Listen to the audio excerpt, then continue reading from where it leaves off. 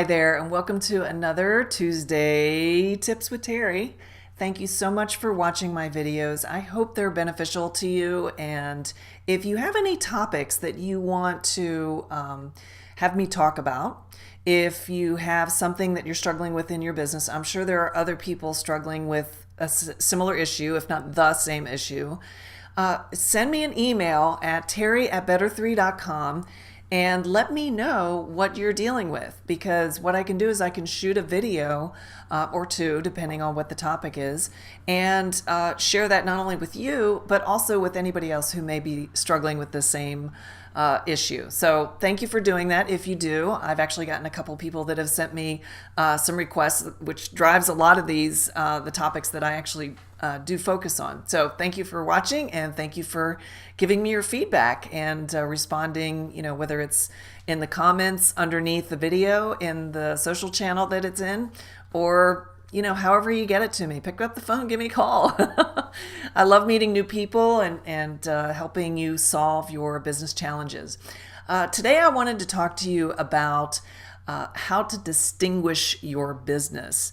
And I know that's a very broad topic, and I'll try to squeeze it down into like an exercise that you can do that should help you actually find some fresh ways to talk about what it is that you do, and maybe even lead to some new marketing messaging that would really help you.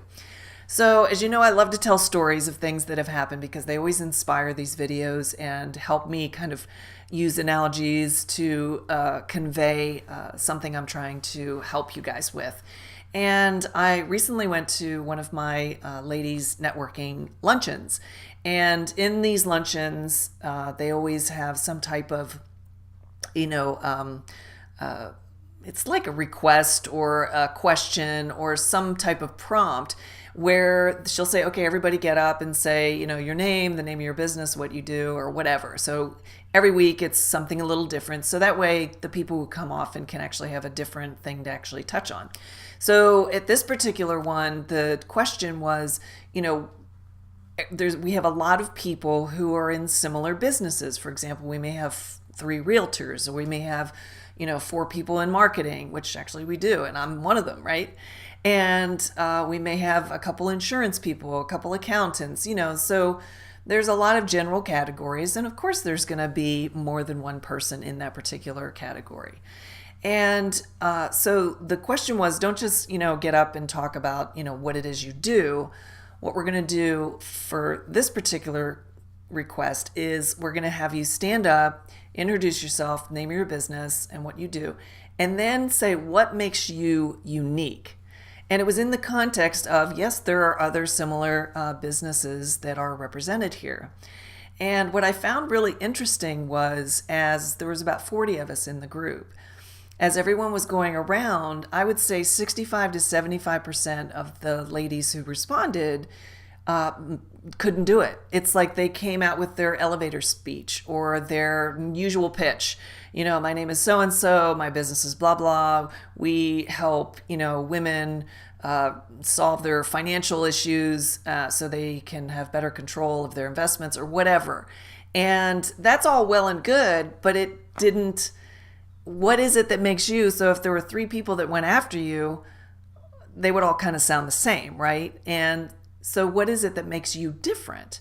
And that's the question that's in your customer's mind. They want to know what makes you different. I've had 4 people approach me. I've been shopping around, going out and trying to find a company that can help solve my XYZ problem with my business, but they're all kind of saying the same thing. So what makes you better than them? And this is how you avoid being commoditized, because when just think about how you shop yourself, whether it's you're buying a new gas grill, or whether you're buying a car, or whether you're doing something in your business. You want to evaluate based on not only the best provider, but also what you like about them that you think is going to make the experience working with them pleasant, successful, great outcome, all of those things that you want as a purchaser. And so I found it really interesting that we get so stuck in our usual response of what we say when people say, well, what do you do? And it is challenging because a lot of times you want to say something that people get, that you don't want to sound too tricky or too cliche. And so there's a lot of different approaches to it, which I'm not going to get into here, but I just found it really interesting. So this example of how people struggled actually thinking of and being able to articulate what makes them unique is, it's something that we all should stop and take a minute to think about, because you're going to be able to connect with that prospect a lot more clearly if you have a couple different ways of talking about what you do, so you can actually break through. So they're not hearing, oh, it's the same old stuff over and over again, features, benefits, how much it costs, right? So do a little homework, okay? Take 5-10 minutes and get a piece of paper, and on the left side write down all of the features and benefits and value and everything that your service does, okay, or your company. Oh, we do this, we do that, and we save you money, we saved, outcomes, whatever is the normal stuff you're used to touting when it comes to you, talking about you. And then after you're done that, walk around the room a couple times to kind of clear the energy out, and then sit down again and think about what is it that makes you unique. And do it from the standpoint of, if I was a buyer, what would I really want to align with? Think about your ideal client. Think about what it is that you enjoy most about what you do. And also a tip on getting that second list is think about what clients have said about you working with you in the past. So if they said, oh, you made it so easy and you gave me so much confidence, and, whatever that is, that's your distinguishers. I, help build confidence. I make the process super easy, right? So you don't have to explain how, just these are the distinguishers, right? And a lot of them, you'll see once you compare that a lot of them can go into that first column. So it takes a couple go rounds to actually come up with the things that are truly, truly unique to you. That's the kind of stuff that you need to put in your marketing, right? So give it a try. It's a really cool exercise, and it'll just help create more of a partition in your brain as far as how to look at what it is you do and the benefits you bring from the standpoint of unique distinguishers. Differentiators, it makes the difference. So when you're out there being compared with everybody else, you're going to stand out.